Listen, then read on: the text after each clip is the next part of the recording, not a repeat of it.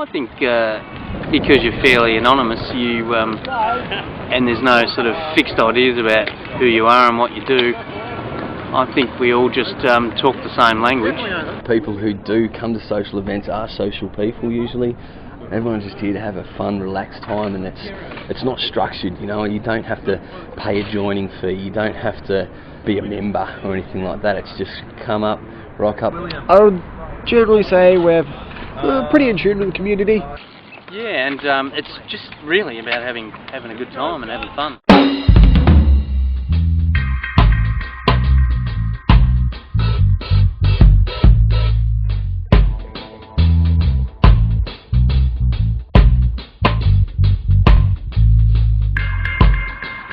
Bike polo is a sport that I guess was originally played about 100 years ago on grass, and in the past few years, only recently, we started to see a bunch of people play it in a more urban environment, smaller spaces, car parks, tennis courts, basketball courts, and playing it on their street bikes or their fixed gear bikes or whatever they use day to day.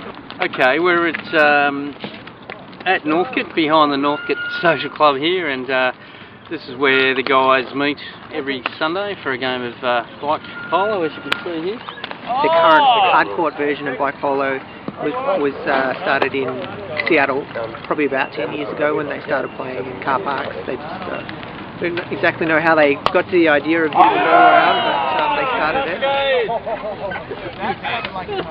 it. There are some fairly rudimentary rules. One is like-on-like contact. You can't put your foot down as you're playing. If you do, then you have to go and tap out. And when you've hit the ball through the goals with the end of your mallet, that's a goal. If it's hit with the side of the mallet, it's called a shuffle and it's not a goal. Polo has a lot of rules. This has very few rules. I don't know that there are set terms and terminology. There's shuffling and there's hitting a goal. That's the two that I'm aware of. It's not as formal as you might think. Yeah, so there's no one person going, it will be done this way.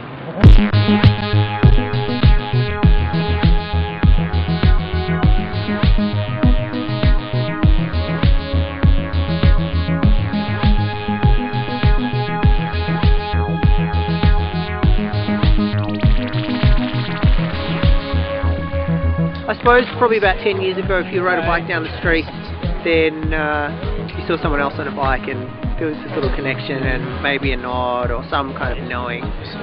Certainly more than 10 years ago that was even stronger, and I think as more and more people are getting into cycling, that's reducing a little bit, but it's also changing form. As you can see, there's a bunch of different diversified bunch of guys. I'm probably one of the older ones, but it doesn't matter who you are, what you're doing, what sort of bike you got.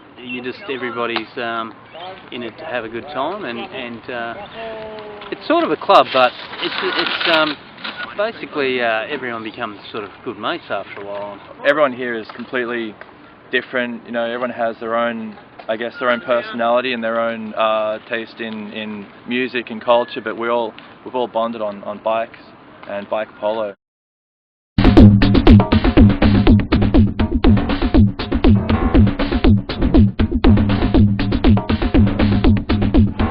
I guess there's so many different forms of what community is. You go to small towns and it's kind of very typical, everyone knows everyone, but as you start to get into bigger and bigger cities, that concept can really change, and there's people who live in really big cities who I guess they still need to find that smaller, more intimate collection of people, but that's maybe not so geographically based, it's more around who you are or what you do. And I guess pretty much in this context, there's the bike career community, or there's the fixed gear bike community, or the bike activist community. Try to keep a lot of the fixie people away from this sport, because some of them can be a bit funny. If you looked into the fixie culture, it's sort of these dudes wearing fucking really thin jeans and like skaters on bikes, and then don't want to put them into a box and say they're all wanking like little dicks, but it's some of them are. And there's not a lot of them here, but look, there are fixie people that come and they're really cool. One of the guys who started up this he rides a fixie all the time. now in Melbourne, the number of cyclists has gone through the roof, and so you can't possibly have that level of understanding or connection with all these other cyclists. You do on one level, but it's like knowing, you walk down the street in a quiet country town and you recognise the other people in the town, but when you go to a big city, it changes everything. Yeah, people just just fit in, and it's funny, there's so much diversity. We're just all the same. We're out there. It's weird.